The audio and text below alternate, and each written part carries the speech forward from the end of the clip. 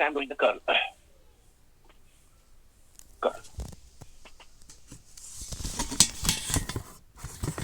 Curl of any vector. So curl is related to rotation. Related to rotation of a vector about a given point in the space. So curl means rotation. किसका rotation? Rotation of a vector about any given point in the space. Okay? तो आपने देखा होगा कहीं पर अगर हम कहते हैं if curl of any vector is zero, curl of any vector A is zero, then we call it conservative vector. Okay, or we call it irrotational vector. Okay, अगर इलेक्ट्रोस्टैटिक फील्ड की टर्म में बात हो रही हो तो हम उसको क्या कहते हैं? Electrostatic field. अगर एक और क्या ले लें, फील्ड ले लें तो कैसा फील्ड होगा? Electrostatic field. ठीक है, इरोटेशनल. तो आप यहाँ पर वर्ड यूज कर रहे हैं इरोटेशनल. तो ऐसा वेक्टर जिसका कर्ल जीरो है, इसका मतलब उसके अंदर कोई रोटेशन नहीं है. ओके, ये है. तो कर्ल का मतलब है रोटेशन से. तो अगर रोटेशन है तो कर्ल है, रोटेशन नहीं है तो कर्ल नहीं है. ठीक है. तो again if you have a vector A which has three components, A U U cap plus A V V cap A W W cap. जैसे यहाँ पर मैंने U V W बता दिया था आपको, depending upon the coordinate system U V W होगा. Okay, तो it has three components A U A V A W. तो कर्ल क्या होगा? जनरलाइज्ड सिस्टम में, तीनों कोऑर्डिनेट सिस्टम में काम करेगा ये फॉर्मूला. आपको याद रखना है ये. Curl of any vector would be, it would be F U cap, okay, V G W cap, and H G V cap, H W cap. Okay, dabber by dabber U, dabber by dabber V, dabber by dabber W. Okay, it would be F A U G A V and H A W. तो F G H का multiplication first row में भी है and third row में भी है. Okay, first row में भी है एंड थर्ड रो में भी है. ये बात ध्यान रखिएगा आप यहाँ. Okay, just a minute. 1/FGH भी होता है क्या इसमें बाहर? I need to confirm that. Just a minute, wait a minute. I need to confirm that.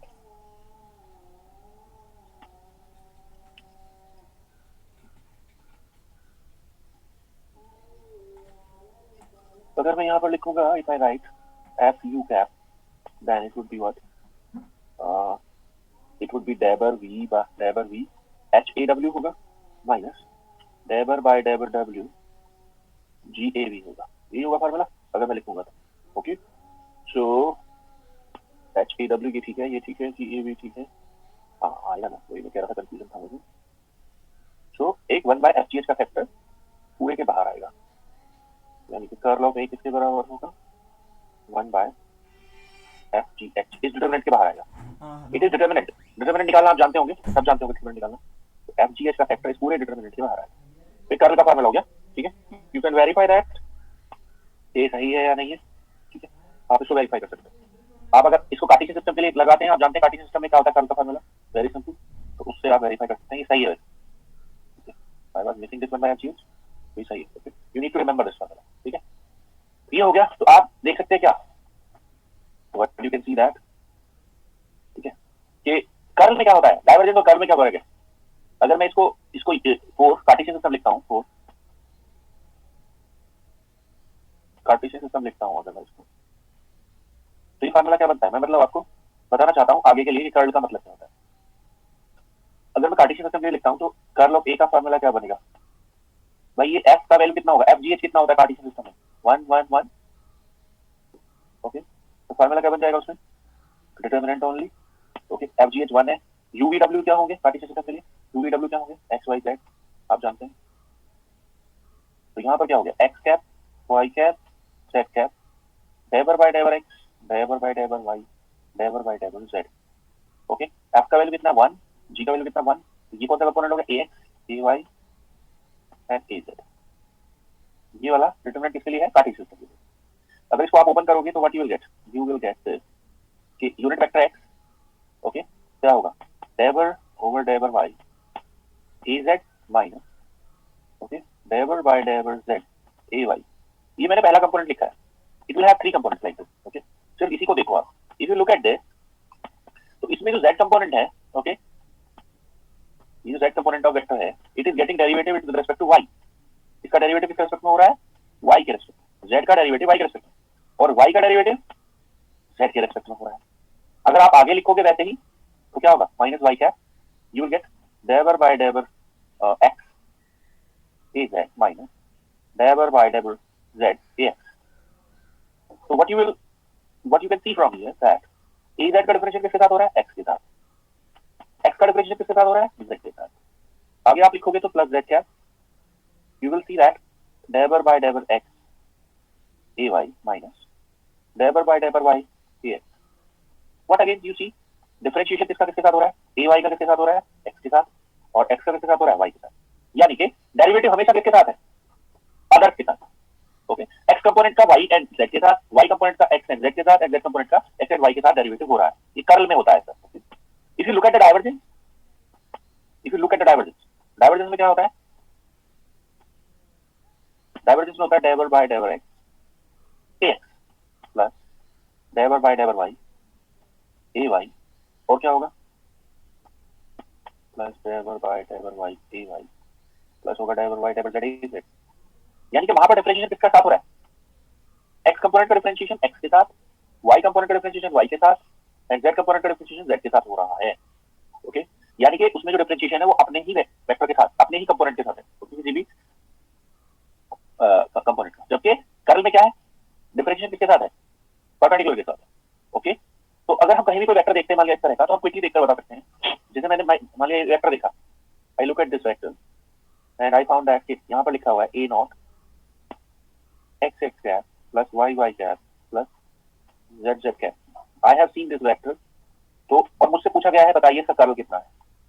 तो मैं इसको सॉल्व ही नहीं करूंगा, I will write it 0। Why? I will simply write it 0। क्यों? क्योंकि मुझे दिख रहा है, क्विकली देख सकता हूं मैं, क्विकली मैं देख सकता हूं कि x कंपोनेंट में x है और y है ही नहीं, या z नहीं है, यहाँ y में y है, ओके, z में z है।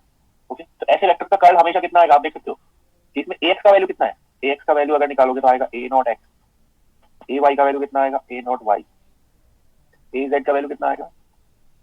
a not z।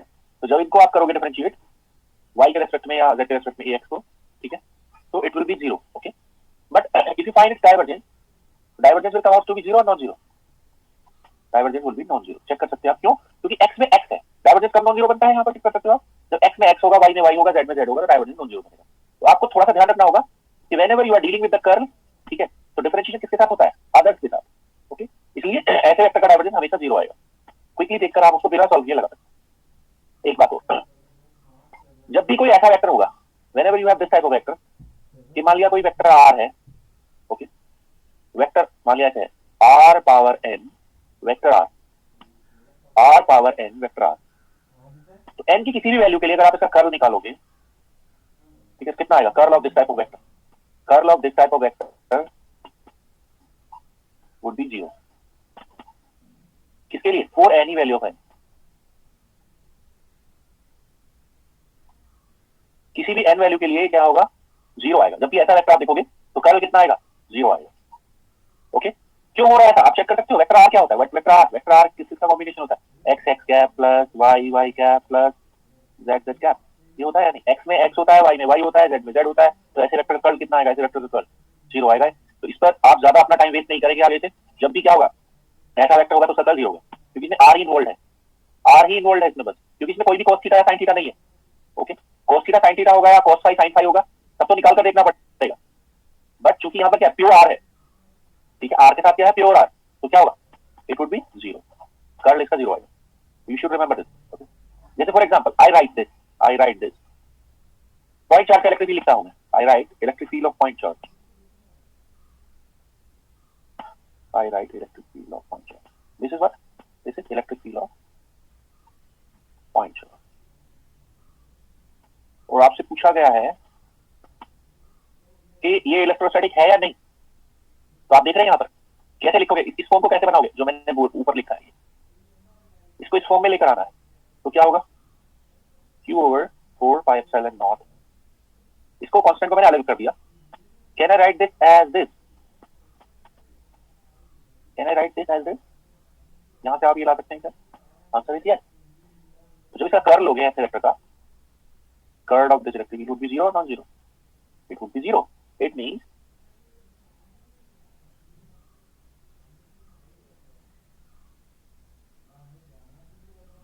एक मिनट स्क्रीन चली गई थी,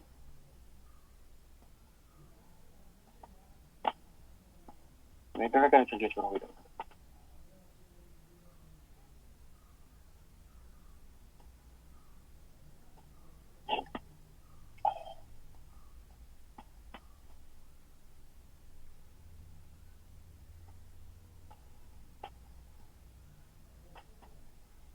ओके,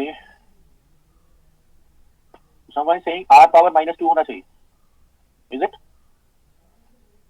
r power -2 होना चाहिए क्या, नहीं ना, क्योंकि ये क्या था, व्हाट वाज इट, ये क्या था, r कैप था ना, और मैंने इसको किसमें बदला है, ठीक है, मैंने इसको किसमें चेंज किया, r कैप आप जानते हैं ना क्या होता है, वेक्टर r बाय r होता है, तो एक माइनस का पावर एक्स्ट्रा आएगा, वन एक्स्ट्रा माइनस पावर, क्योंकि हमने इसको वेक्टर में बदल लिया, ओके, तो इस वेक्टर का कर्ल क्या होगा, 0, इसका मतलब ये क्या है, पॉसिबल इलेक्ट्रोस्टैटिक फील्ड है या नहीं, okay, this is possible electrostatic field, so it is possible electrostatic field, ये पॉसिबल इलेक्ट्रोस्टैटिक फील्ड है, ओके।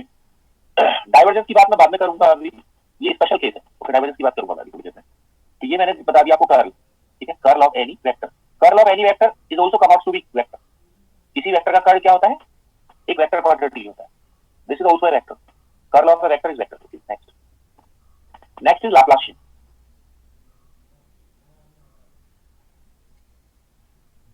लाप्लासियन, ओके, अब जो लाप्लासियन है वो दोनों के लिए डिफाइन हो सकता है, it can be defined for both scalar and vector, ठीक है, तो सिंपल है, लाप्लासियन को लिखते कैसे हैं,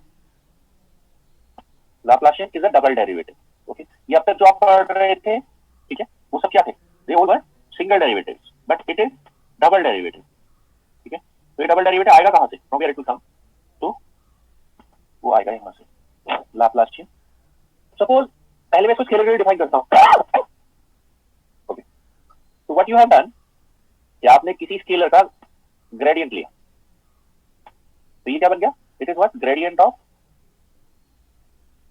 एनी स्केलर, ओके, अब ये क्या बन गया, gradient of any scalar has become a vector, gradient हमने स्केलर का लिया और वो बन चुका है वेक्टर, ओके, अब आप इसका क्या कर सकते हैं, अब आप जो वेक्टर बन गया ये, तो वेक्टर की क्या क्या ले सकते हैं हम, we can take divergence of any vector,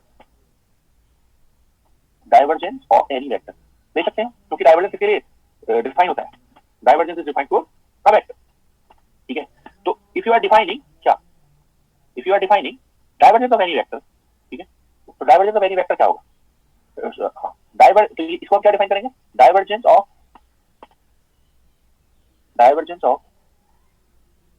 gradient of any scalar,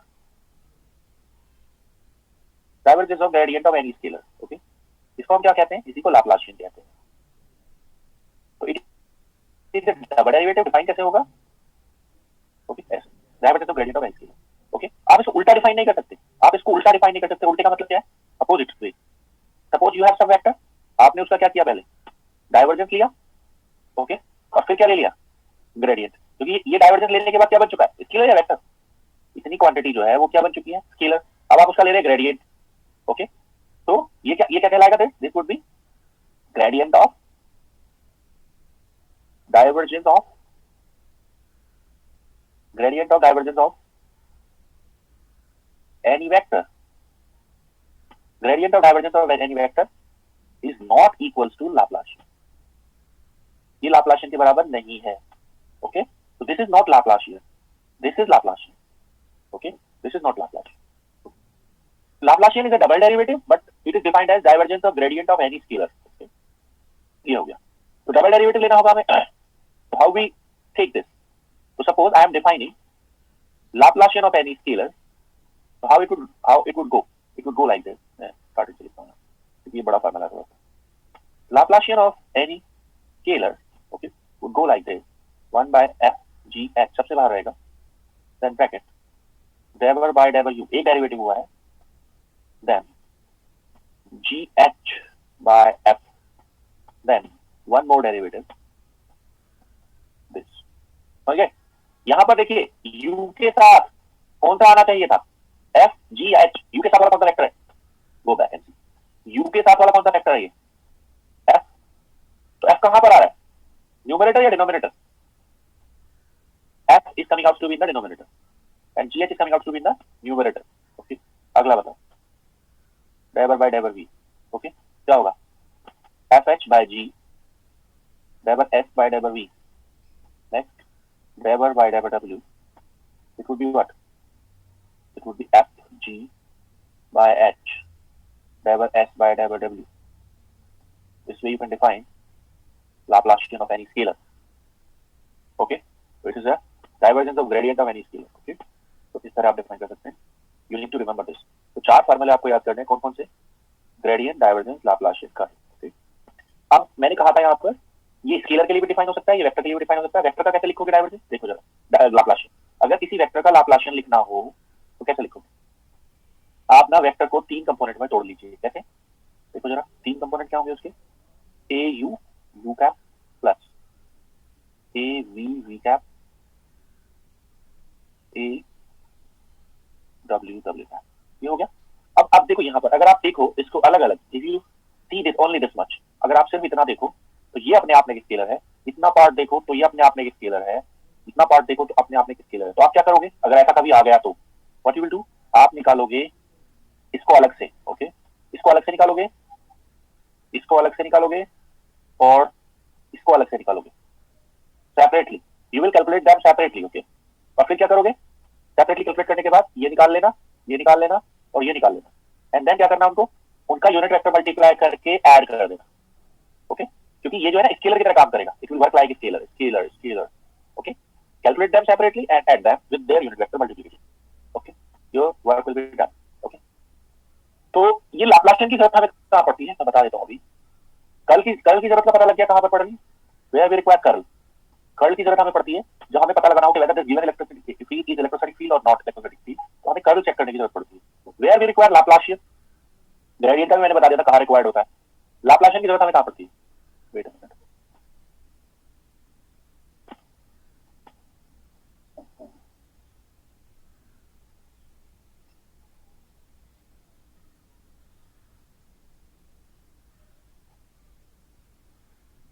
okay,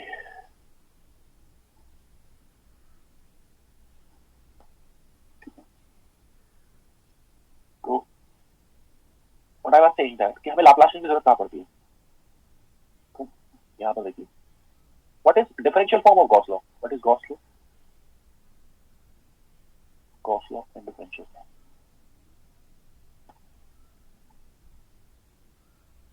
Gauss law and differential form.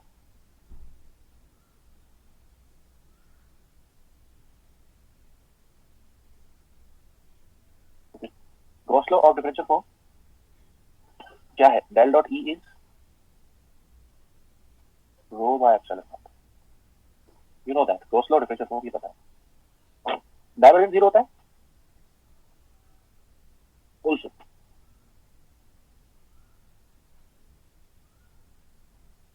If divergence is this also, curl of electrostatic field is zero. तो ये बात ध्यान रखिए. किसकी प्रॉपर्टीज हैं?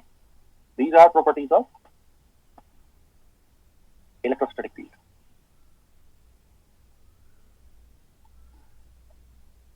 ओके, किसी भी वेक्टर फील्ड को डिफाइन करने के लिए हमें कितनी क्वांटिटीज चाहिए? दो. एक तो डाइवर्जेंस चाहिए और दूसरा क्या चाहिए? कर्ल चाहिए. तो इलेक्ट्रोस्टैटिक फील्ड क्या रखता है? डाइवर्जेंस नॉन जीरो या zero? Divergence non zero and curl zero.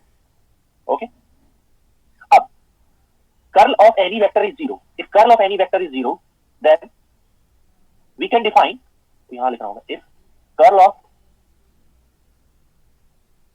Any vector is 0,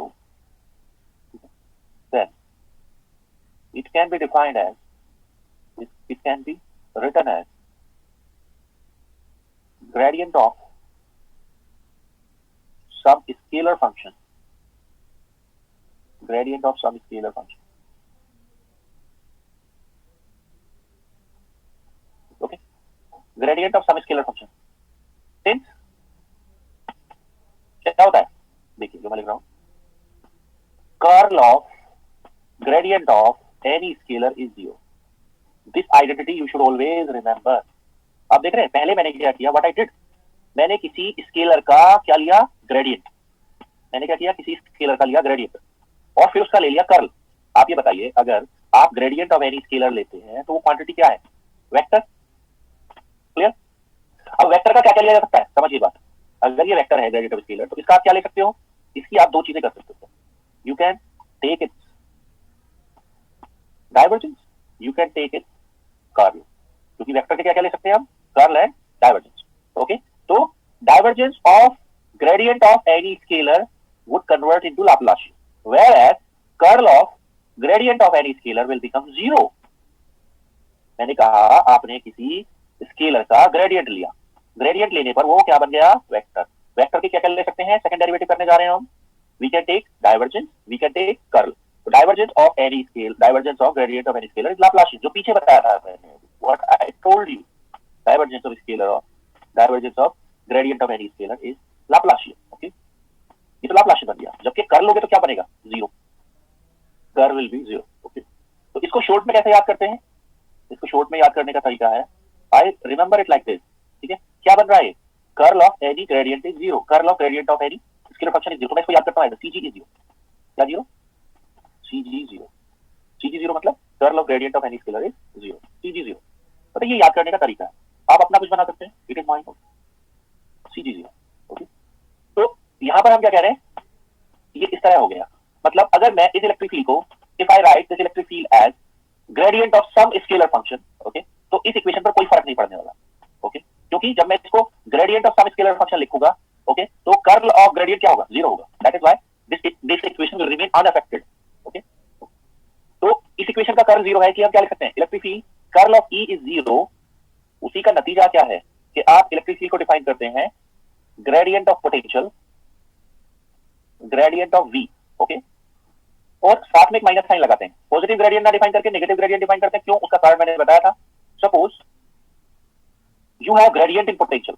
Okay, let's say this is a parallel plate capacitor.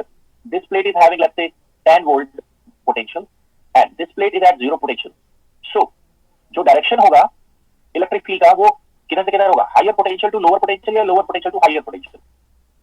Direction of electric field would go from where, higher potential to lower potential. Okay, तो ये negative gradient of potential में जाएगा या positive gradient. जैसे मान लिया x direction है. Okay, ये एक्स डायरेक्शन है.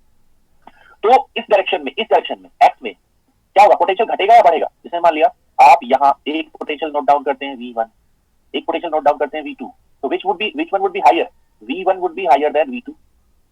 V1 V2 से ज्यादा होगा. ओके, इसका मतलब क्या है, यहाँ पर dV by dx जो है वो क्या है, नेगेटिव है या पॉजिटिव है.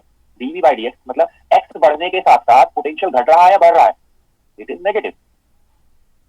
तो फील्ड देखो, फील्ड का डायरेक्शन जो होगा ओके उस तरफ है, तो वो नेगेटिव ग्रेडियंट ऑफ v है या पॉजिटिव ग्रेडियंट ऑफ v है. माइनस dV by dx से आएगा या प्लस dV by dx से आएगा, it would B minus dV by dx. Okay, तो ये नेगेटिव हो गया. तो समझ गए आप ये बात.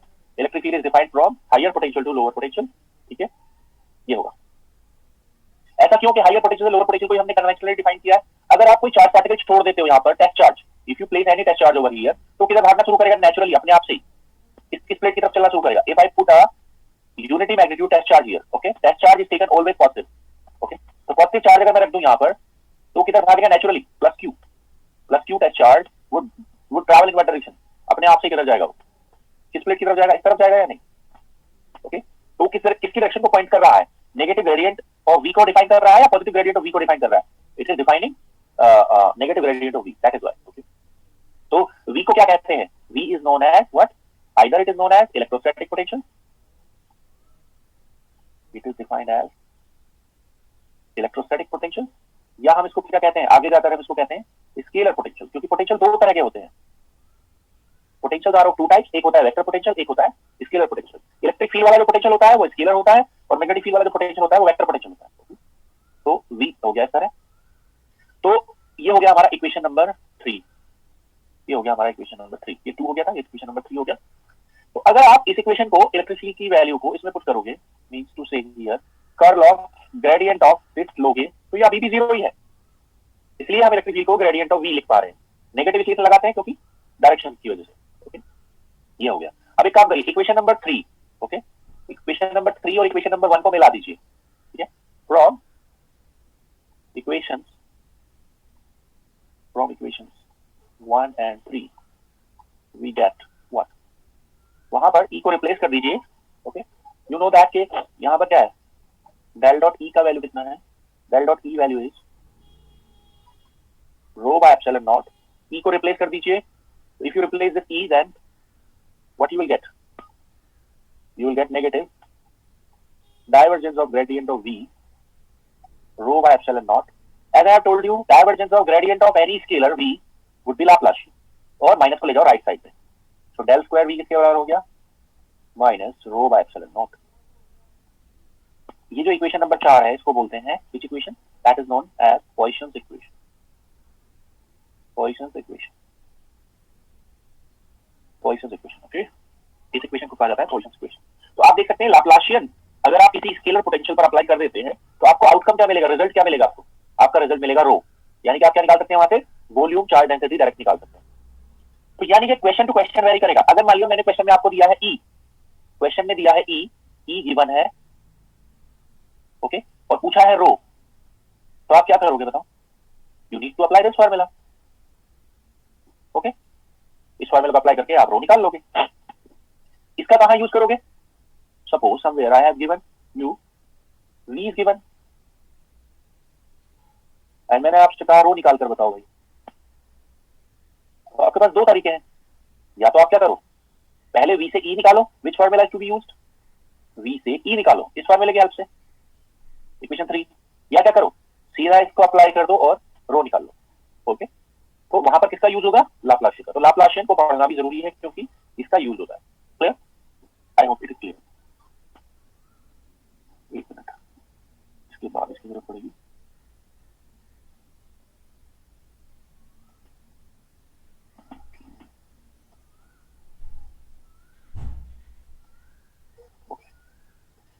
अगेन ये पॉइसन्स इक्वेशन थी, equation number 4 was Poisson's equation. If region is charge free,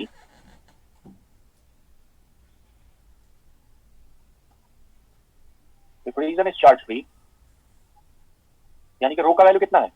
0 है, तब पॉइसन्स इक्वेशन क्या हो जाएगी? ठीक है, पॉइसन्स इक्वेशन क्या बन जाएगी? Equation 5 is what? Equation 5 is Laplace equation. This is Laplace equation. ये Laplace equation, ठीक है।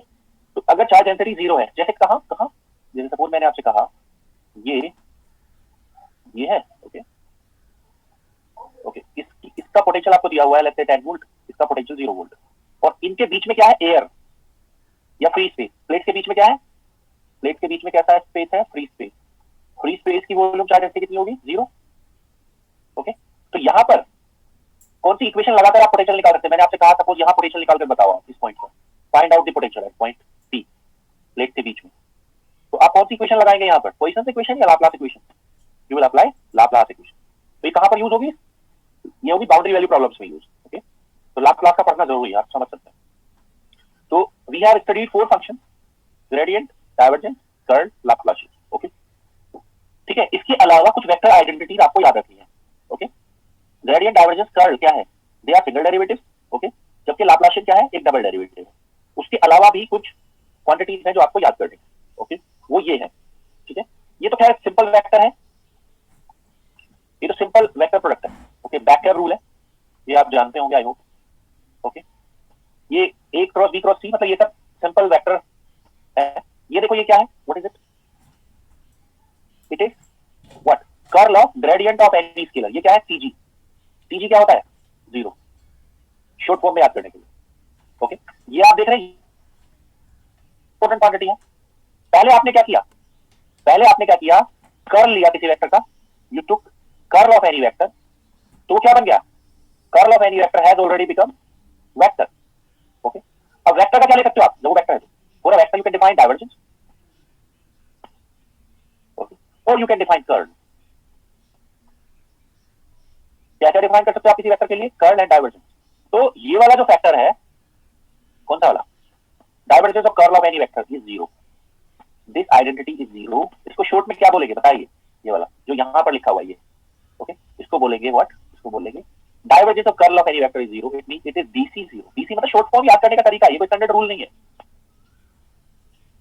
क्योंकि मुझे याद नहीं रहता था इसलिए मैं इसको ऐसे याद करता था, DC zero, divergence of curl of zero, CG zero मतलब कर्ल ऑफ ग्रेडियंट जीरो। तो ये भी क्या जीरो बता रहा है, ये डीसी जीरो को बता रहा है।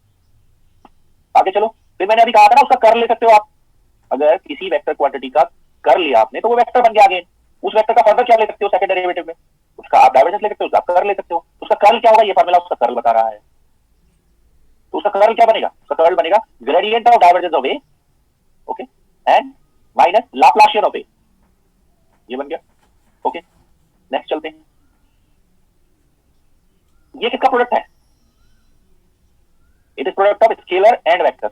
अब जरा समझिए, अगर कोई स्केलर है और कोई वेक्टर है तो उसका प्रोडक्ट क्या होगा, वेक्टर या scalar, scalar into vector is a vector, scalar into vector is a vector. तो उसका आप क्या ले सकते हो, उसका आप डाइवर्जेंस ले सकते हो एक बार, और अगली बार क्या ले सकते हो, अगली बार का कर्ल ले सकते हो, तो ये भी याद करना। तो क्या बनेगा उसका स्केलर इंटू वेक्टर का डाइवर्जेंस। आपने पढ़ा होगा ना, एक सिंपल रूल आप पढ़ते हैं, अगर आपके पास दो फंक्शंस हो और उनके प्रोडक्ट का आप डिफरेंशिएशन कर रहे हो तो कैसे बनता है वो, देखो वेक्टर यानी कि सेकंड फंक्शन, ये सेकंड फंक्शन है, second function dot gradient of first function. क्यों, क्योंकि स्केलर है ना quantity, Sai is a scalar है, साई क्या है यहाँ पर जो इस फॉर्मूले में डिफाइन हो रहा है, स्केलर, और ए यहाँ पर क्या है जो स्मॉल ए बता रखा है, इट इज अ वेक्टर। तो आप हमेशा स्केलर का क्या लोगे, ग्रेडियंट, ओके। अगली बात प्लस, अब first function as it is and second function का क्या आएगा, डाइवर्जेंस। क्यों, क्योंकि वो क्या कैसी क्वांटिटी है, वेक्टर क्वांटिटी है। तो like this you need to remember this. अब ये कर लोगे फिर वैसे ही बनेगा जैसे अभी किया था मैंने, डाइवर्जेंस किया ऐसे ही। फिर आप क्या करते हो, दो वेक्टर उठाते हो, उनका डॉट प्रोडक्ट लेते हो, तो क्या बनेगा, दो वेक्टर का dot product, dot product of any two vectors क्या होगा बताइए, dot product of any two vectors will be a scalar. मतलब अगर मेरे पास दो वेक्टर्स हैं ए एंड बी तो उनका डॉट प्रोडक्ट क्या होगा, स्केलर। स्केलर है तो क्या ले सकता हूं मैं उनका, I can take divergence, curl और gradient, I can take their gradient. तो ग्रेडियंट ये बनेगा, चार क्वांटिटी आएगी, रिमेंबर दिस आल्सो। आगे अगर मैंने क्रॉस प्रोडक्ट लिया दो वेक्टर का तो क्या बनेगा, cross product of any two vectors will be a vector और scalar, it will be a vector. तो वेक्टर है तो क्या ले सकते हैं उसका फर्दर, डाइवर्जेंस, तो डाइवर्जेंस ये बनेगा, और उसका आप क्या ले सकते हैं, कर्ल, कर्ल ये सकते हैं। ये पूरी टेबल आपको याद करें,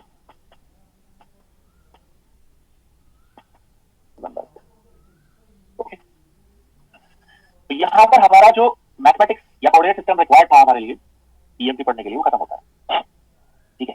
अब मैंने कहा था कल आपसे, हमने क्वेश्चन किया था लास्ट क्लास में,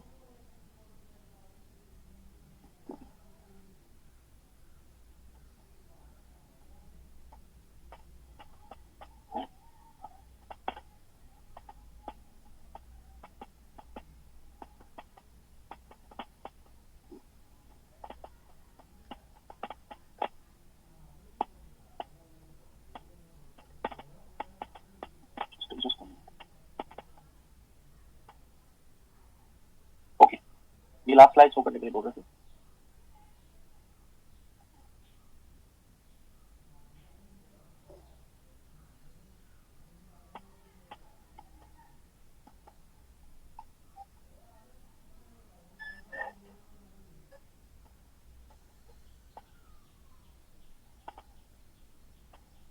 ओके, तो ये हमारे पास फील्ड था कल, ओके, और इसको मैंने सॉल्व किया था कौन सा फॉर्मूले से, नेट चार्ट के लिए पूछ रहा था एग्जामिनर। तो मैंने आपसे क्या किया था, व्हाट आई डिड दिस, मैंने कहा था कि भाई Q enclosed bye epsilon not निकालना है आपको, तो आप क्या करिए,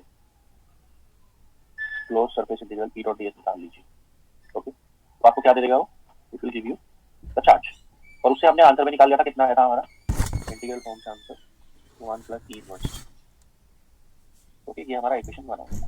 सेकंड मेथड मैंने आपको बताया था, एक और तरीका आप अपना सकते हो, ठीक है, वो क्या है? ठीक है, वो ये है, आप अपना सकते हैं क्या? Volume integral divergence of E D tau. Okay, किसके बराबर होता है? ये भी होता है q close by epsilon naught के बराबर। Okay, equation number 2। Okay, okay, ये था। तो अब सपोज मान लिया मैंने इस इलेक्ट्रिक फील्ड को देकर, ओके, मैं आपसे या तो ये क्वेश्चन करता जो दिया हुआ है इन्होंने, या मैं आपसे पूछूं इससे कि फाइंड आउट रो। भाई रो निकाल कर बताओ, इसका चार्ज डेंसिटी निकाल कर बताओ। ठीक है, तो आपको किस पर जाना होगा? What you need to perform here? You need to perform divergence of electric. मतलब आपकी पहली टास्क क्या होगी? डाइवर्जेंस ऑफ इलेक्ट्रिक निकालना होगा। किसके बराबर होता है? डिफरेंशियल फॉर्म में, रो के बराबर। ओके, तो सपोज मैंने आपसे कहा रो निकाल कर बताओ, तो आपको डाइवर्जेंस चाहिए होगा। ओके, अब यहाँ कोशिश करते हैं डाइवर्जेंस निकालने। तो अब बात ध्यान से समझिएगा। अच्छा, ये माइनस था, सॉरी, ये माइनस था, ठीक है, ये मतलब आंसर था हमारा, ये। तो सपोज हम क्या करना चाहते हैं? हम इसका डाइवर्जेंस लेना चाहते हैं। तो डाइवर्जेंस लेने के लिए देखिए जरा, फॉर्मूला अप्लाई करिए आप। डाइवर्जेंस ऑफ ई मुझे निकालना है, मैथमेटिकली सिंपल। तो यहाँ दिया हुआ है, ये कौन सा इलेक्ट्रिक फील्ड है? मैंने कहा था ना आपसे 3 कंपोनेंट होते हैं इलेक्ट्रिक फील्ड के, आप लिख सकते हो। एक one with EU you cap, other would be EV V cap plus EW W cap, like this. Okay, आपके पास ये हो सकते हैं। ये कौन सा वाला कंपोनेंट है? Which component it is? It is R cap component. Okay, आप go back and see the formula. See, यहाँ U की जगह कौन काम करेगा? R, क्योंकि ये कौन सा सिस्टम है? स्फेरिकल सिस्टम है। ओके, ठीक है, ये स्फेरिकल सिस्टम, तो उसकी जगह कौन काम करेगा? ठीक है, इसकी जगह काम करेगा R, V की जगह काम करेगा थीटा, और इसकी जगह काम करेगा फाई। ओके, ओके, ओके, तो ये कौन सा कंपोनेंट है? It is radial component, ER component है ये, रेडियल कंपोनेंट। क्लियर? अब रेडियल कंपोनेंट वाला डाइवर्जेंस का फार्मूला क्या होता है? ध्यान दीजिएगा, 1/FGH होता है। देखिए मैं पहले लिख रहा हूं इसको जनरलाइज फार्मूले को। I am writing FGH, okay, and then writing डेबर बाय डेबर U मतलब U का काम कौन करेगा? R, okay, and then GH and then ER। बस, क्यों? आगे कोई कंपोनेंट नहीं है। E थीटा और E फाई कितने हैं? इसमें ER क्या है? ये वाला फंक्शन ER है, और E थीटा कितना है? पोलर कंपोनेंट, एजीमुथल कंपोनेंट, दोनों 0 है इस क्वेश्चन में। FGH क्या होता है? Go back and see. F क्या होता है स्फेरिकल सिस्टम का? 1, G होता है R, H होता है R sin थीटा।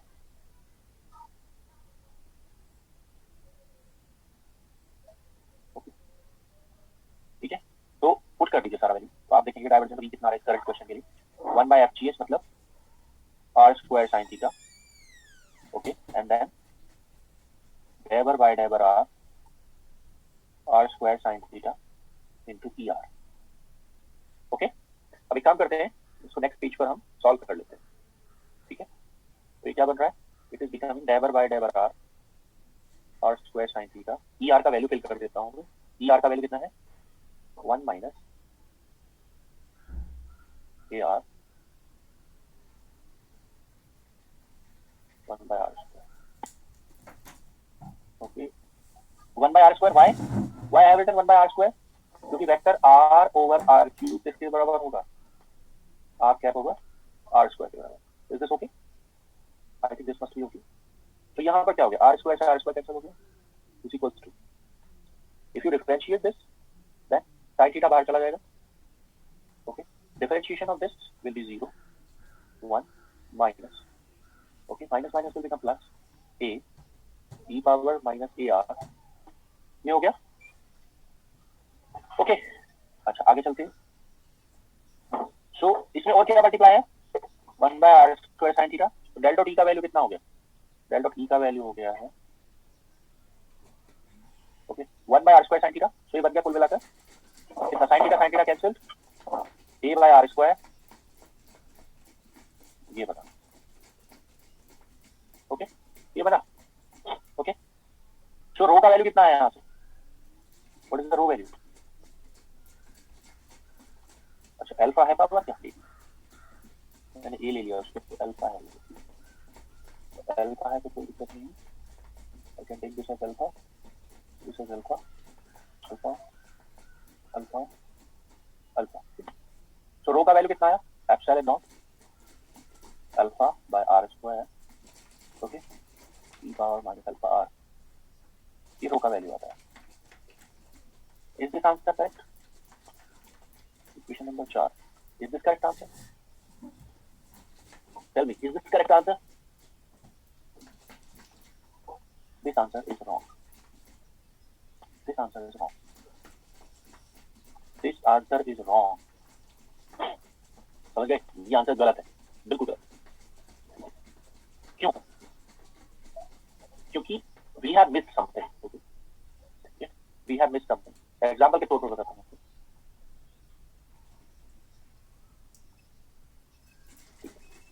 जैसे फॉर एग्जांपल इलेक्ट्रिक फील्ड ऐसा हो, electric field of point charge, electric field of point charge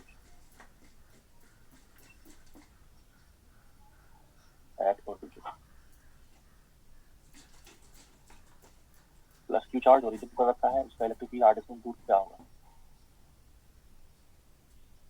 क्या होगा भाई? ई पॉइंट पर उसका इलेक्ट्रिक फील्ड होगा क्यू बाय, आप सब जानते हैं पॉइंट चार्ज का electric field.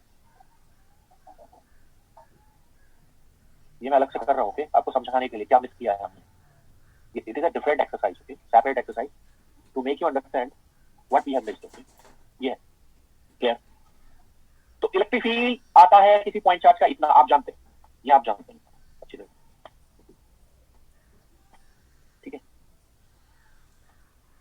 Now what happens, ठीक है, आप चाहते हैं इसका डाइवर्जेंस निकालना, आप मतलब इसका डाइवर्जेंस चाहते हैं, तो charge density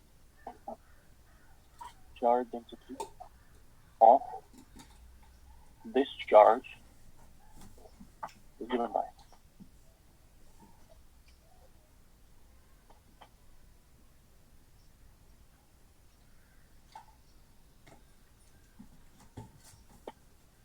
charge density of this charge is given by charge density of this charge is given by, ठीक है। चार्ज डेंसिटी क्या होगी चार्ज की? रो बाय एप्सिलॉन नॉट, ओके। तो अगर आप रो निकालते हैं, एक मिनट होल्ड करिएगा।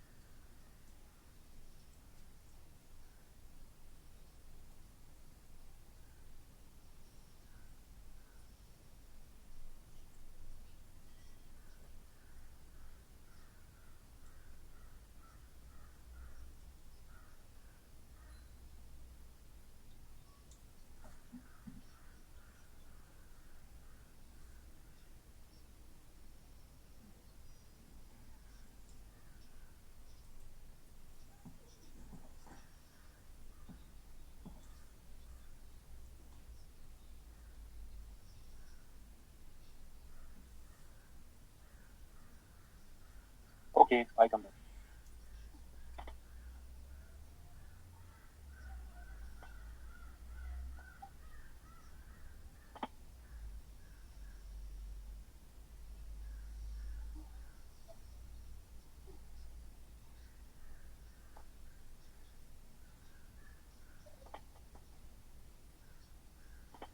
ओके तो चार्ज डेंसिटी निकालनी हमें, कितनी होगी?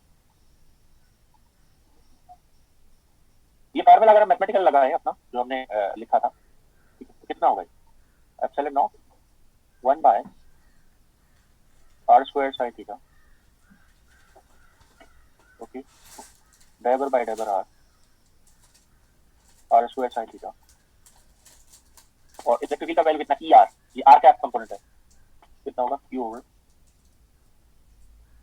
457 आर स्क्वायर, ये होगा हमारा, ठीक है, ये वाला component.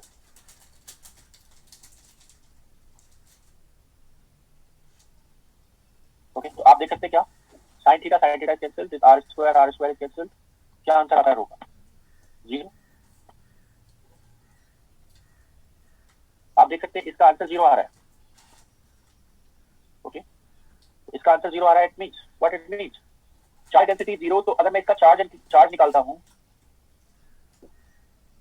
If I calculate charge corresponding to this charge density, तो 0 आएगा या नहीं, तो चार्ज डेंसिटी 0 है तो चार्ज भी 0 है। तो एक तरफ तो मैं कह रहा हूं क्या, on one side what I'm saying, on one side I'm saying that कि ये जो फील्ड है, ये वाला फील्ड जो आप लिख रहे हैं, ये किस चार्ज का है, एक तरफ तो मैं कह रहा हूँ कि ये क्यू चार्ज का फील्ड है, जो कहाँ रखा है, ओरिजिन पर। ओके, क्यू चार्ज कहाँ रखा है, ओरिजिन पर, उसका फील्ड इतना है।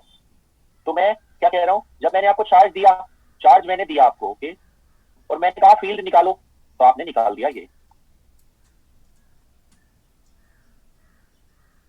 आइए, अब मैंने उल्टा क्वेश्चन दिया आपको, मतलब एक तरीका तो ये हो सकता है कि ये चार्ज दे दूं मैं और ये कह दूं, उल्टा तरीका क्या है, एक तरीका तो ये है, दूसरा तरीका क्या है, मैं आपको फील्ड देता हूं शुरुआत में,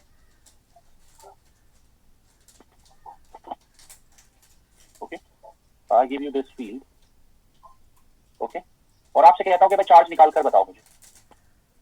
तो जब मैं कह रहा हूं ये फील्ड इस चार्ज का है, तो उल्टा भी तो ये होना चाहिए ना कि इसका चार्ज का वैल्यू कितना आना चाहिए, क्यू आना चाहिए, बट ये आ रहा है 0। Okay, it means we have missed something,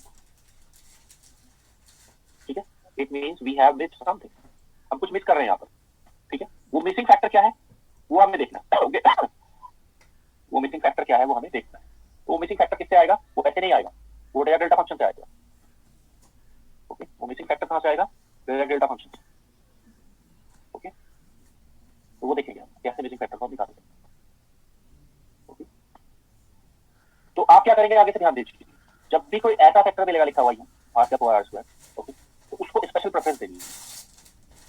if somewhere you find this type of vector, somewhere you find this type of vector, okay, this type of vector, तो उसको स्पेशल प्रेफरेंस देनी है, यानी कि ऐसे वेक्टर का कभी डाइवर्जेंस आप निकाल रहे हो तो 0 नहीं करना है, मैथमेटिकल फॉर्मूले से 0 बनेगा। ओके, यहाँ देख रहे हो आप, अगर मैं आपसे कहूँ इस मैथमेटिकल फॉर्मूले से 1/r² का डाइवर्जेंस निकालो तो 0 आएगा, यहाँ से देख लो चाहे, ये 0 क्यों बन रहा है, क्योंकि 1/r² डिपेंडेंस है, r² हो रहा है कैंसिल, तो आंसर कितना आ रहा है, 0 आ रहा है। But this is not 0, understand this, it is non-zero, it is 4 pi delta q bar। इसको क्या लिखना है हमेशा, ये लिखना है, remember this, what is this, ये मैथमेटिकल फिजिक्स में आप पढ़ रहे होंगे शायद कहीं पर, this is 3D Dirac delta function, Dirac delta function, it is 3D Dirac delta function।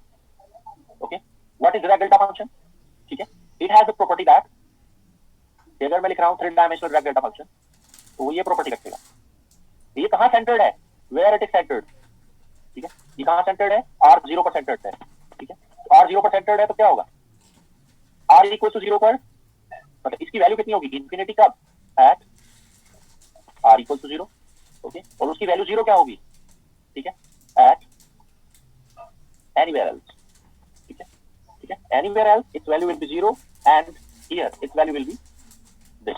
Okay, okay, you can understand that, इसकी वैल्यू 0 होगी कब, जब वो उसके सेंटर पर नहीं है, तो ये हो गया। ओके, तो अब जरा समझते हैं इसको कैसे आएगा ये। ओके, एक काम करते हैं, इस वाले फॉर्मूले को अप्लाई करने की कोशिश करते हैं अपने जो हम निकालने जा रहे थे पीछे, ये पॉइंट चार्ज वाले फॉर्मूले पर मैं इसको अप्लाई कर सकता हूँ। ओके, तो मैं इसको समझने की कोशिश करूंगा क्या आएगा, ठीक है। अब मैं क्या कर रहा हूँ, जो मुझे इलेक्ट्रिसिटी गिवन है, तो ये जो है ना, ये रॉन्ग है आंसर, ये गलत है, ये भी गलत है। प्रॉब्लम आपको समझ में आ गई कि जब मैं आपको कहता हूँ कि चार्ज क्यू है तो फील्ड इतना निकालते हो आप, जब मैं आपसे उल्टा कहता हूँ कि फील्ड इतना है और चार्ज निकालकर बताओ तो आप 0 लगाते हैं आंसर, ठीक है, तो गलत है। ओके, तो उसको करने के लिए क्या करेंगे हम, डाइवर्जेंस ऑफ इलेक्ट्रिक फील्ड निकाल रहे हैं हम, टी कितना है हमारा पॉइंट चार्ज का, क्यू ओवर ये बन गया। देखो मैं एक काम करता हूँ, Q over 4 pi epsilon naught. Okay, ये कांस्टेंट है, इसको बाहर लेता हूँ और किस फंक्शन को डाइवर्जेंस में लगा देता हूँ, इस फंक्शन। हमेशा आपको क्या करना है, इस फंक्शन को डाइवर्जेंस में अलग रखना है। You need to keep that function separate, वरना गड़बड़ हो जाएगी। ओके, तो क्या क्या लिख दिया मैंने उसकी जगह, मैंने क्या बताया, अभी क्या लिखना है, आर कैप और आर स्क्वायर का डाइवर्जेंस जीरो नहीं लिखना है, क्या लिखना है हमेशा, ये जीरो हो भी सकता है नहीं भी। देखो ये कब जीरो बनेगा, this divergence of this function will be zero when, जब डेल्टा फंक्शन जीरो है तो जीरो और इंफिनिटी है तो इंफिनिटी। तो आप इसको जनरलाइज वे में ऐसे लिख के छोड़ेंगे। तो कितना हो गया, Q by 4 pi epsilon naught. Okay, and इसका वैल्यू कितना है, 4 पाई डेल्टा क्यूब आर। कितना हो गया, 4 पाई से 4 पाई कैंसिल कर दो आप। ओके, तो डेल डॉट ई का हमारा वैल्यू कितना आया, Q delta cube R okay divided by epsilon naught.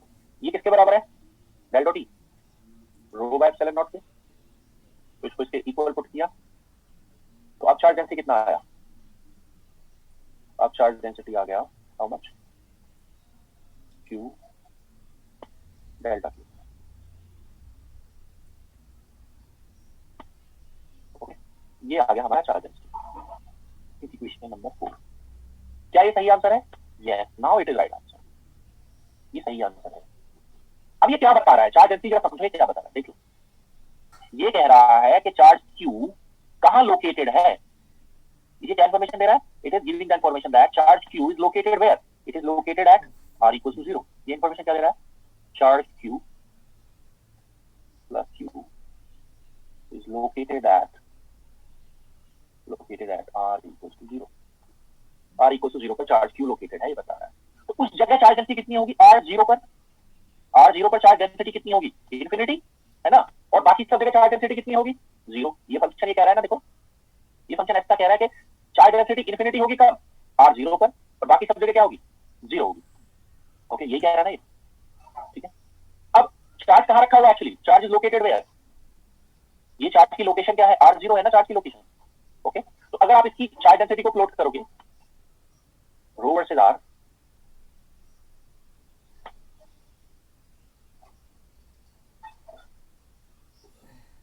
Okay, तो मान लिया रो है, ये आर है और इधर माइनस आर है, मतलब इस तरफ के डिस्टेंस को माइनस ले रहे हैं, इस तरफ के डिस्टेंस को प्लस ले रहे हैं। ओके, तो क्या होगा, देखो जरा ध्यान से, हम चल रहे हैं इधर, हम चलते जा रहे हैं, चलते जा रहे हैं। यहाँ चार्ज डेंसिटी कितनी है, जीरो, यहाँ चार्ज डेंसिटी जीरो है। सडनली हम उस चार्ज के ऊपर पहुंचते हैं, यहाँ चार्ज डेंसिटी जीरो है, जीरो है, जीरो है, जीरो जीरो, यहाँ पहुंचे, क्या होगा एकदम से, इस जगह पर, इस प्लेस पर चार्ज डेंसिटी कितनी होगी, इस प्लेस पर इंफिनिटी। क्यों होगी infinity, tell me why it is infinity. Charge density को डिफाइन कैसे करते हैं, we know that charge density is defined as charge by volume, charge by volume, charge density is defined as charge by volume। okay, अब ये बताओ ये जो point charge होता है इसका वॉल्यूम कितना होगा, volume of point charge,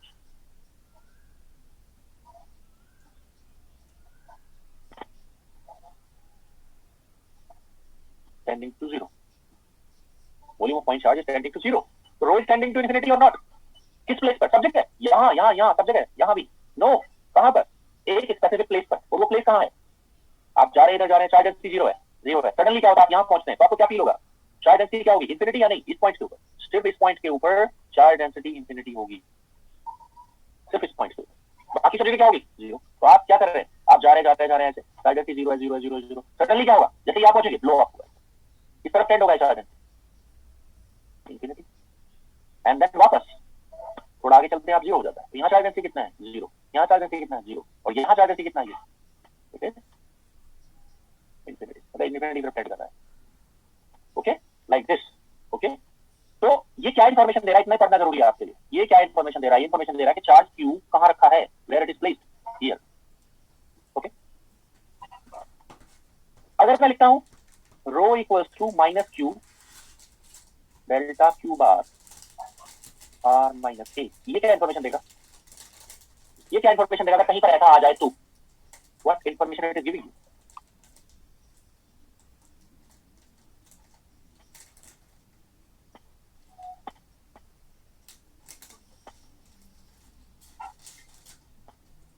It is giving you the information that charge minus q is placed at where? R equals to A, है कि नहीं? ये चार्ज माइनस क्यू कहाँ रखा है इतना? लोकेशन क्या है उसकी? ये समझे नहीं समझे? I hope you understand. Okay, ये चार्ज ऐसे समझ में आ गया. इसका लिखना और लिखकर बता सकता हूँ मैं आपको.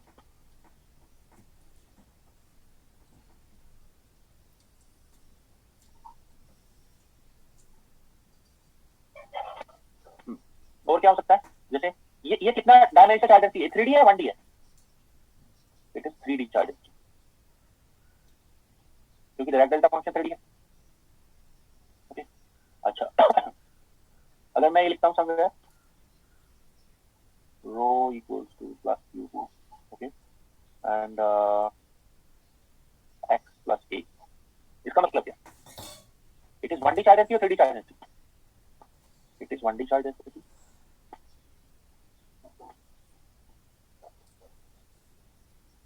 तो ये क्या इन्फॉर्मेशन दे रहा है? ये बता रहा है चार्ज प्लस क्यू कहाँ प्लेस्ड है.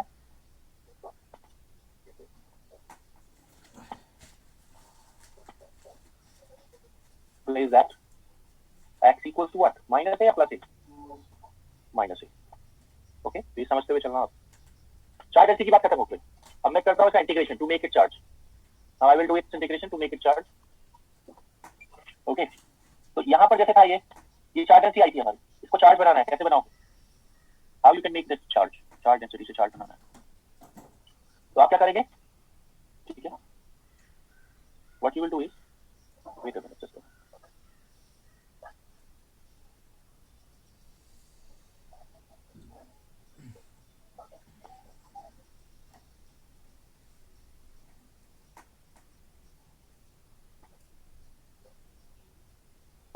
What you will do? आप क्या करेंगे? टोटल चार्ज निकालने के लिए टोटल चार्ज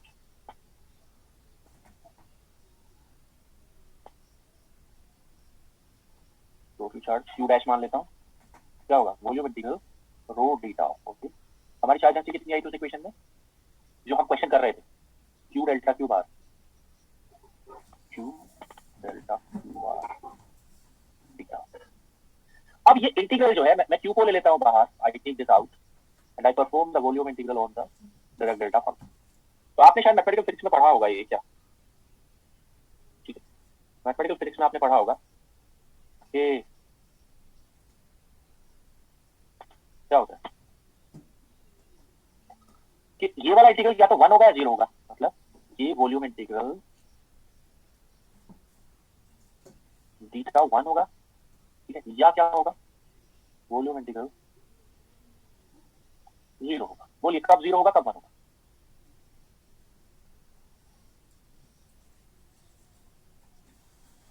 अगर इसके लिमिट्स क्या रहेंगे?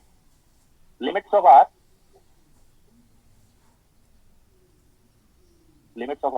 Encloses what? Encloses origin. Origin पर है ना चार्ज डेंसिटी. तो क्या होगा? 1 आएगा. अदरवाइज क्या आएगा? 0 आएगा. ओके, तो ये एनक्लोज कर रहा है या नहीं? मैंने मान लिया स्फीयर ऐसे डिफाइन किया हुआ है. I have defined like this.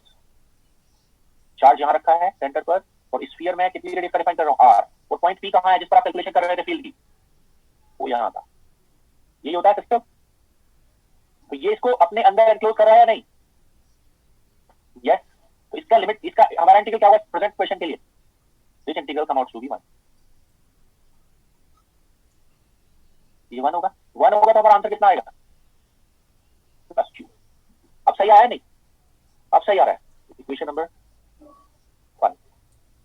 तो अब हमारा वाइस वर्सा सही है. हम पहले क्या कह रहे थे? हमने क्वेश्चन स्टार्ट किया था चार्ज क्यू है तो उसका फील्ड इतना है. उल्टा सही नहीं आ रहा था. जब हम कह रहे थे फील्ड इतना है तो चार्ज क्यू आना चाहिए था. नहीं, तो अब कितना आ रहा है charge? Q. It means it is a right approach now. तो किसका ध्यान रखना है? ठीक है, what you need to remember.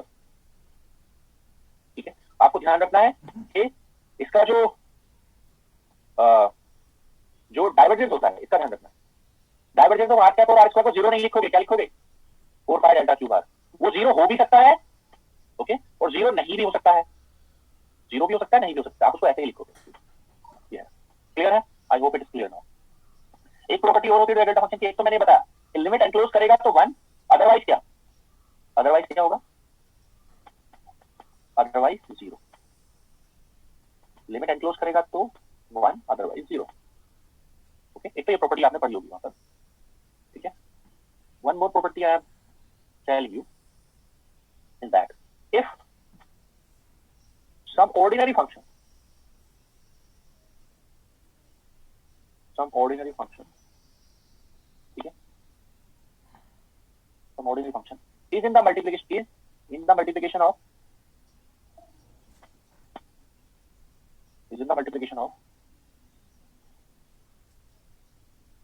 Dirac delta function, तो क्या होता है property,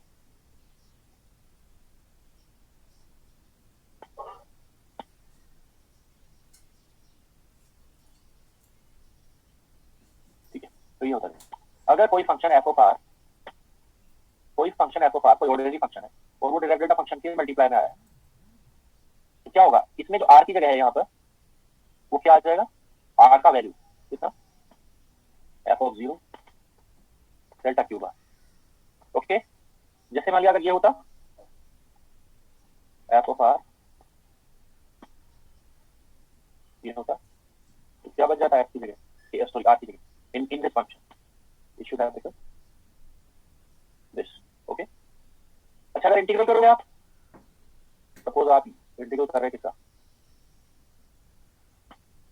this theta volume integral. Okay, so ये किसके बराबर होगा, f ऑफ a के, कब, if limit of r encloses what, encloses the center of Dirac delta function,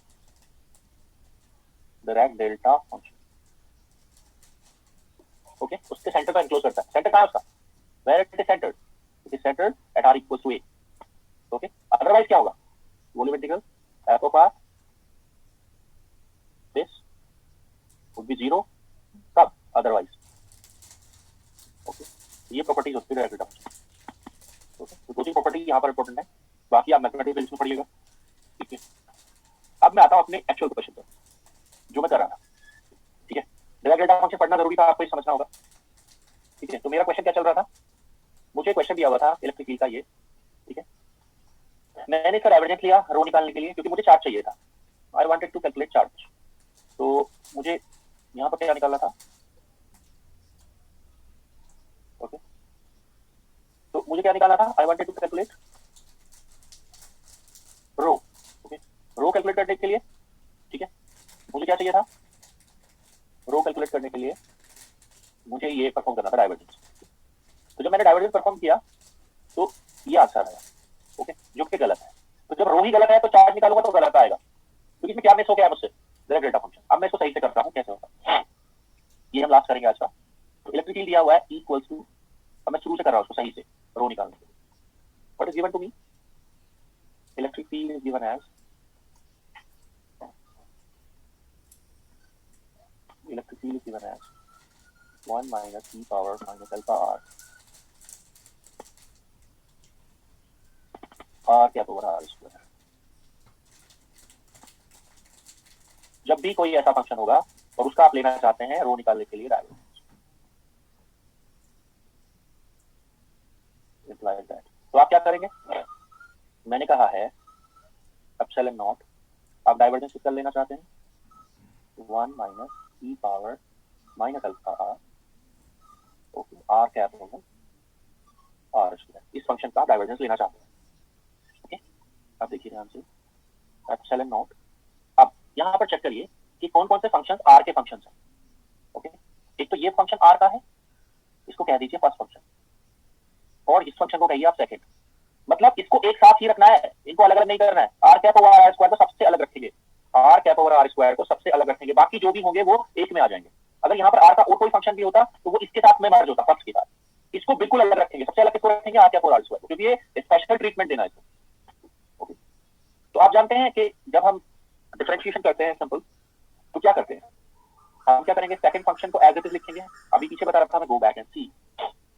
ये वाला कौन सा वाला लगा रहा हूँ मैं लगा रहा हूँ divergence of any scalar into vector, scalar into vector. तो क्या है, vector dot gradient of scalar and scalar as it is divergence of vector. क्यों क्यों बन रहा है ऐसा फंक्शन? क्योंकि ये देख रहे हैं आप, ये स्केलर की तरह काम करेगा, ये स्केलर की तरह काम करेगा, और ये किसकी तरह काम करेगा, वेक्टर की तरह। ओके, तो vector dot gradient of scalar, who is the scalar, ये। Okay, and then plus scalar and divergence of vector, proper तरीके से करेंगे। ओके, तो rho equals to epsilon naught R cap over R square. Gradient कैसे निकाला जाता है, dot product. इसमें आप देख रहे थे आर का फंक्शन है, तो 1/f होता है स्फेरिकल कोऑर्डिनेट सिस्टम में, f का वैल्यू होता है 1। ओके, तो ये हो गया डेबर बाय डेबर आर ओनली 1 माइनस ई पावर माइनस अल्फा आर, और आर कैप भी आएगा साथ में। बाकी जो थीटा वाला पार्ट है, जो फाई वाला पार्ट है, उसको लीव कर दीजिए। क्यों? क्योंकि इसमें थीटा का फाई का कोई फंक्शन नहीं है। ओके, ये हो गया। ओके, अब नेक्स्ट पार्ट क्या होगा,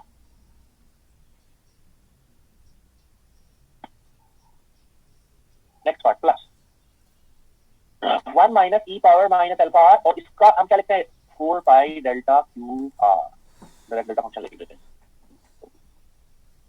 तो कितना आया,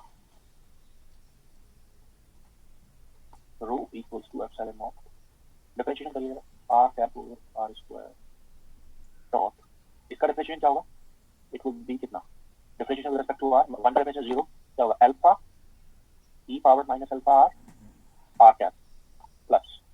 ओके, इस पर कौन सी प्रॉपर्टी लगानी है, इस पर कौन सी प्रॉपर्टी लगानी है, which property you want to apply. जो कोई ऑर्डिनरी फंक्शन हो, ये किसी तरह काम करेगा, ये वाला फंक्शन यहाँ पर, this will work as an ordinary function.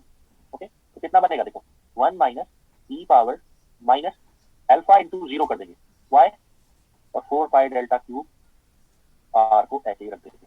Clear हो रही बात? नहीं, ये ऑर्डिनरी फंक्शन की तरह काम करेगा, क्योंकि डायरेक्ट डेल्टा फंक्शन के मल्टीप्लाई में, तो it will work as an ordinary function, ordinary function. Okay, तो ये कितना हो गया, ई पावर 0, ये 0 हो गया। Okay, R cap dot R cap would be 1, rho का वैल्यू कितना आ रहा है, रो का वैल्यू आ रहा है epsilon naught alpha by R square E power minus alpha R, this is the right answer. Okay, ये 0 हो गया है, तो ये 0 क्यों हुआ, 1 माइनस 1 0 होने से 0 हुआ। ओके, तो लुक बैक एंड सी, वहां क्या आ रहा था आंसर, यही आ रहा था, बट ये बाई चांस है, मैं आपको बता रहा हूँ, मैंने किया नहीं था पहले, इसलिए मैं ये जो मेथड मैंने अप्लाई किया था वो गलत था। ये बाई चांस आंसर देखो सेम आ रहा है, बाई चांस जो सीधा मैंने किया था वो आंसर, और जो मैंने डायरेक्ट डेल्टा फंक्शन निकाल कर किया है वो आंसर, वो बाई चांस सेम है। क्यों बाई चांस सेम है, इस फंक्शन की वजह से, क्योंकि ये पूरा 0 हो गया, किसकी वजह से, this has become 0 due to this. Okay, ये बाई चांस ऐसा हुआ है, बट ऐसा नहीं कि हर केस में ऐसा होता है, no, you need to apply proper method. इस फंक्शन ने इसको 0 कर दिया, अदरवाइज डायरेक्ट डेल्टा फंक्शन आ रहा होता है इसमें। ओके, तो ये चार्ज डेंसिटी आ गया भाई, चार्ज कैसे निकालेंगे, टोटल चार्ज, ठीक है, टोटल चार्ज क्या होगा, मान लिया q dash is total charge, तो वॉल्यूम इंटीग्रल रो डी होता है, तो कितने triple integral epsilon naught alpha alpha by R square E power minus alpha R, क्या होता है, थीटा का value R square sin theta d theta d phi d r। Okay, limit integration की क्या कह रहा है क्वेश्चन में, उसमें गो बैक एंड सी, तो पीछे चला गया, कितनी रेडियस का स्फीयर है, आर की लिमिट क्या है, 0 टू अल्फा इनवर्स, थीटा की लिमिट क्या है, 0 से पाई, पाई की लिमिट क्या है, 0 से 2 पाई, आर स्क्वायर कैंसिल्ड, तो q डैश क्या बन रहा है, एप्सिलॉन नॉट अल्फा, थीटा और फाई का इंटीग्रल कितना आएगा, 4 पाई। ओके, अब देखते हैं आर का इंटीग्रल, आर का इंटीग्रल कितना बनेगा, e power minus alpha R divided by minus alpha, कहां से कितना था, 0 टू अल्फा इनवर्स।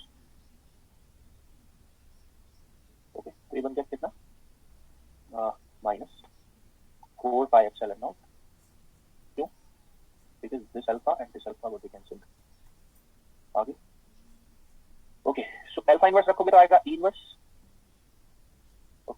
क्योंकि 1 बाय अल्फा 1 बाय अल्फा भी कैंसिल, एंड 0 रखोगे क्या आएगा -1 e पावर 0, माइनस से मल्टीप्लाई कर दो 4 pi epsilon naught 1 minus e inverse.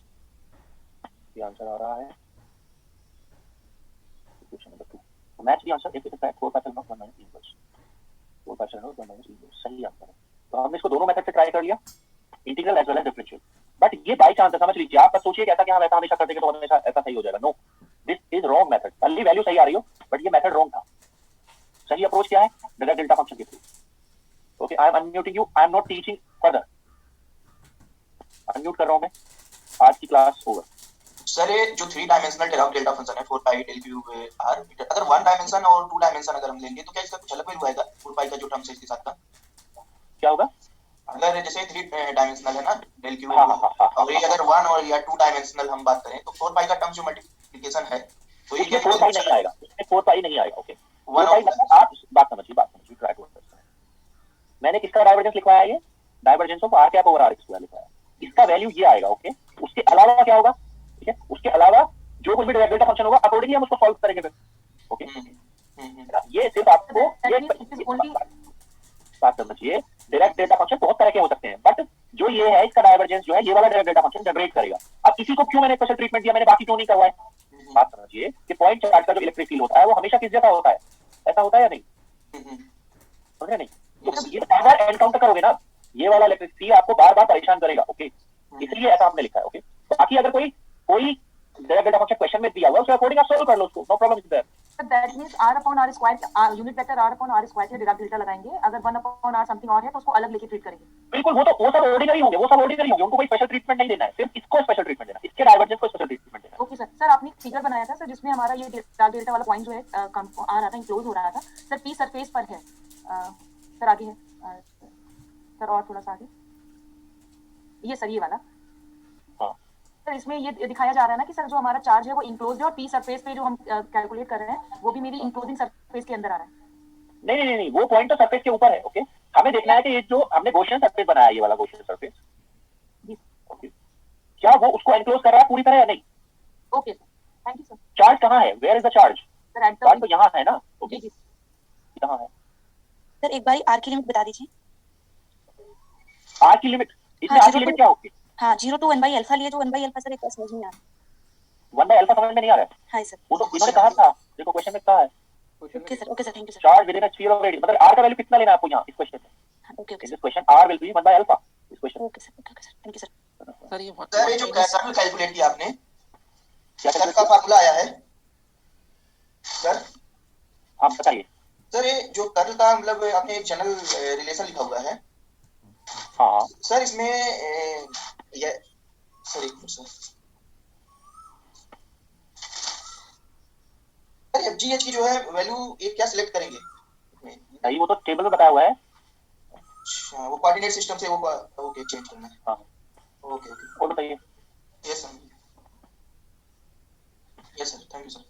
Sir आपने जो लैप्लेशियन में जो ग्रेडियंट वाला बनाया था ना, पोटेंशियल 10 वोल्ट और 0 वोल्ट में, और जो इलेक्ट्रिक फील्ड राइट साइड में जा रही है, तो मतलब राइट साइड में हमारा, राइट साइड ये वाला नहीं जो बहुत स्टार्टिंग में था लैप्लेशियन का, तो उसमें राइट साइड में हमारा पॉजिटिव चार्ज ज़्यादा हो गया था और लेफ्ट साइड में नेगेटिव चार्ज ज़्यादा था, मतलब चार्ज डेंसिटी। तो उससे हम बोल रहे थे कि जब हम लेफ्ट से राइट जा रहे हैं तो उधर नेगेटिव ग्रेडियंट ऑफ पोटेंशियल ज़्यादा, मतलब नेगेटिव हो रहा है। नहीं ऐसा तो क्या, कहाँ इस क्वेश्चन में कह रहे हैं आप यहाँ पर? नहीं, एकदम स्टार्टिंग में था लैप्लेशियन जब क्लास शुरू हुआ था। हाँ, ये वाला तो ये नहीं, लैप्लेशियन में जो पोटेंशियल तो बना हुआ था जिसमें नेगेटिव ग्रेडियंट ऑफ v, इसके बाद वाला। हाँ, ये वाला हाँ तो इसमें हम तो ऐसे भी बोल सकते हैं ना, जब हम लेफ्ट से राइट जा रहे हैं तो पोटेंशियल ग्रेडियंट पॉजिटिव हो रहा है with respect to positive charge. ऐसे कैसे हो रहा है? मतलब आप देखिए, पोटेंशियल कम हो रहा है इधर जाने पर या बढ़ रहा है? बताओ इधर जाने पर। बाकी सब बातें छोड़ दो, पहले ही बताओ इधर जाने पर पोटेंशियल घट रहा है बढ़ रहा है? बोलो। पोटेंशियल मतलब वो तो चार्ज, सिंपल सी बात है। चार्ज को यार, चार्ज को क्यों पीछे ला रहे हो? आप पोटेंशियल बताओ बस, मैं इतना कहना चाह रहा हूँ। पोटेंशियल कम हो रहा है ना। ओके, तो मैं इसको क्या लिखूंगा? x के साथ इसका डेरिवेटिव क्या लिखूंगा? It would come out to be negative या पॉजिटिव? बोलो। नेगेटिव। ओके, तो ये नेगेटिव ग्रेडियंट ऑफ पोटेंशियल है या पॉजिटिव ग्रेडियंट ऑफ पोटेंशियल है इधर जाने पर? नेगेटिव। तो इलेक्ट्रिक फील्ड का डायरेक्शन इधर ही डिफाइन कर रहे हैं हम। Yes sir. तो वो नेगेटिव ग्रेडियंट ऑफ पोटेंशियल बताएगा या पॉजिटिव ग्रेडियंट ऑफ पोटेंशियल? तो नेगेटिव ग्रेडियंट ऑफ पोटेंशियल बताएगा। मैं यहाँ पर क्या बताना चाह रहा था आपको, कोई टेस्ट चार्ज अगर आप लोगे तो किधर भागेगा ये अलग बात है, ये इस सबसे सेपरेट है। ये चार्ज है, ये कैसा चार्ज है? It is a test charge, it is a test charge. अगर मैं टेस्ट चार्ज छोड़ दूं इसमें कोई, तो अपने आप नेचुरली किधर जाएगा मुझे बताओ? 10 वोल्ट की तरफ जाएगा या 0 वोल्ट की तरफ जाएगा नेचुरली? उसी से हम इलेक्ट्रिसिटी का डायरेक्शन डिटरमाइन करते हैं।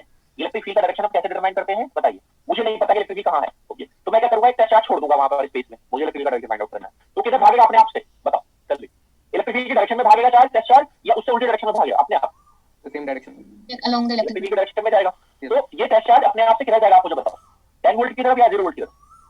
0 0 की तरफ। तो इलेक्ट्रिक का डायरेक्शन किधर हो गया? इधर, ओके। और ये किसको बता रहा है? नेगेटिव ग्रेडियंट ऑफ पोटेंशियल को या पॉजिटिव ग्रेडियंट ऑफ पोटेंशियल को? ये जो एरो है इसका एरो नेगेटिव नेगेटिव, तो इसीलिए हम क्या लिख रहे हैं इलेक्ट्रिक को? Negative gradient of potential, okay. Okay ये टेस्ट चार्ज है ना कि कोई ये पोटेंशियल नहीं दे रहा अपना कुछ भी, no, okay. It is test charge. मैंने वही सोचा, मतलब फील्ड का डायरेक्शन वैसे कैसे ले लिया, मतलब अगर वो रिवर्स होता तो फिर तो अलग हो जाता। ये ऐसे समझो कि जब हाईयर पोटेंशियल वाली प्लेट होगी उसका पॉजिटिव चार्ज ज्यादा होगा, तो वो रिपेल करेगा वहां से, भागेगा दूर। हाँ ठीक है। सर एक बार ऑर्डिनरी पॉइंट वाला, ऑर्डिनरी फंक्शन वाला पॉइंट बता सकते हैं मल्टीप्लिकेशन में डिराक डेल्टा? ऑर्डिनरी फंक्शन मतलब डायरेक्ट डेल्टा फंक्शन ना होकर, कोई स्पेशल फंक्शन ना होकर, क्या हो? ऑर्डिनरी फंक्शन, जैसे x square, x cube, e power x, ln x, like this, ये सब ऑर्डिनरी फंक्शन है। स्पेशल फंक्शन भी पढ़े होंगे ना आपने कहीं पर? Yes sir. लेग्रे वो सब नहीं पढ़े आपने? लीजेंड्रे पॉलिनोमियल, लेग्रे पॉलिनोमियल एंड ये सब जो होते हैं वो बेसेल्स फंक्शंस, वो सब क्या होते हैं? Special functions. Excuse me sir. हां जी सर लास्ट स्लाइड पे जाइए सर, इसके पीछे वाला सर। ये आर यहाँ पे 0 कैसे हो गया सर ऑर्डिनरी फंक्शन में? देखो मैंने एक प्रॉपर्टी बताई थी ना, जब भी कोई ऑर्डिनरी फंक्शन मल्टीप्लाई में आएगा किसके? डायरेक्ट डेल्टा फंक्शन के, तो इस ऑर्डिनरी फंक्शन में उस r का वैल्यू क्या रखा जाएगा? जो उसका सेंटर होगा। सेंटर कहां है इसका? सेंटर कहां है? 0, तो f ऑफ 0। यस सर समझ ये गया। देखो जरा, हां ये सर वाला इसका सेंटर कहां है? 0। इस r की जगह क्या रखा जाएगा यहाँ? 0। 0 तो e पावर 0 क्या होता है? 1 e पावर 1 होता है। 1। तो वो समझ में आ गया सर, वो बस आगे sir. Thank you sir. Sir ये सर, आर अगर का अगर डेल्टा में आर का और कोई वैल्यू होता, आर माइनस ए होता है, कुछ भी होता, तो ये सेकंड टर्म जो होता है सर नॉन जीरो हो जाता ना फिर? हाँ, तो इसीलिए तो ये तो बाई चांस मैं बोल रहा हूँ ना। अगर ये बाई चांस ये 0 बन गया है, 0 बन गया है, तो ये वाला आंसर, ओके, जो हमने सही से निकाला है, मेथड इसमें राइट यूज किया है, और जिसमें हमने ये वाला मेथड यूज किया है, दोनों सेम आ रहे हैं। उसका कारण क्या है? क्योंकि ये फंक्शन बाई चांस 0 बन गया। अगर कुछ और होता है इसकी जगह तो क्या होता? नॉन जीरो बनता ना। सर डाइवर्जेंस ऑफ आर के अपने R to the power n होता तो उसका क्या आता formula? n not equals to 2 आता अगर, और कुछ दूसरा वो नहीं वैल्यू आता तो मैं बता देता हूँ, मुझे देखना पड़ेगा कि उसका एक जनरलाइज फार्मूला है। हाँ होता है, आई नो मैं भी बताता हूँ आपको। ये होगा तो ये होता है n+2 और पावर n-1, आई थिंक। एक बार चेक करना पड़ेगा मुझे ना। अगर मैं तो -2 रखता हूँ तो ये 0 आता है, और मैं चेक कर लेता हूँ इसको, ये सही है या नहीं। Wait just a minute, okay. आप अभी इसको ऐसे रखो, ओके, मैं इसको चेक कर लेता हूँ कि सही है या नहीं। अगर मैं इसका 3 पावर लेता हूँ तो क्या बनेगा? ये बनेगा 1/r² sin theta, okay, divide by r² sin theta. अगर मैं क्या करता हूँ, if I take this as let's say 3 अगर मैं लेता हूँ इसको, r³ ले लेता हूँ, ओके, तो मेरा आंसर क्या आता है? sin थीटा कैंसिल हो गया, 1/r², 5 आ रहा है, 5, ओके, है ना, 5 और 11 r/4, ओके, तो इसका निकाल तो 5r²। अब आप चेक करो कि उससे आ रहा है या नहीं। 5r², इसमें मैंने रखा था n का वैल्यू 3, 5 और 3, ठीक है, इट्स ओके, ये है वैल्यू, ये है जिसको आप पूछ रहे हो, है ना, ओके। बट किसके लिए अप्लाई नहीं करोगे आप? किसके लिए अप्लाई नहीं करना है इसको बोलो? This should not be applied to -2, don't apply for this, ठीक है। इसको आपको अप्लाई नहीं करना किसके लिए? n-2, ठीक है, for n-2 don't apply this, n-2 के अप्लाई मत करो, बाकी किसी जगह अप्लाई करो। और एक बात और, इसमें सिर्फ r होना चाहिए, थीटा या फाई नहीं होना चाहिए, तब अप्लाई होगा, ओके, ठीक है। Sir volume of point charge क्या होगा? 0। आर के रेडियस कितनी होती है पॉइंट चार्ज की वैल्यू? पॉइंट चार्ज की रेडियस कितनी होती है? पॉइंट चार्ज की रेडियस 0 होती है ना। Thank you sir. ठीक है ठीक है। चलो फिर